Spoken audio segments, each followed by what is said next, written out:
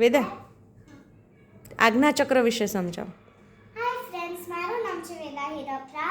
હું બોલવાની છું આજ્ઞા ચક્ર વિશે.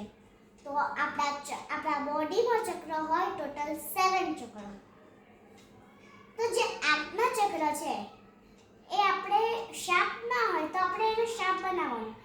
હવે આપણે સૂતા હોય ત્યારે આપણે એની ઉપર કેન્દ્રિત કરવાનું તો એ શાપ બને. તો પછી શાપ બની ગયા પછી એ શાપ ક્યાં હોય આજ્ઞા ચક્ર હોય કઈ જગ્યાએ? આજ્ઞા ચક્ર આપણી કપાળે હોય. ઓકે. જો એ શાપ બની ગયો ને તો આપણને ખબર પડે કે આ વ્હીકલમાં એનું એક્સિડન્ટ થવાનું છે, આ બચ્ચું મરી જવાનું છે, ઓહ. તો ખબર હોય.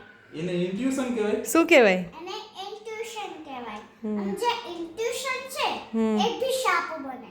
અચ્છા. Thank you.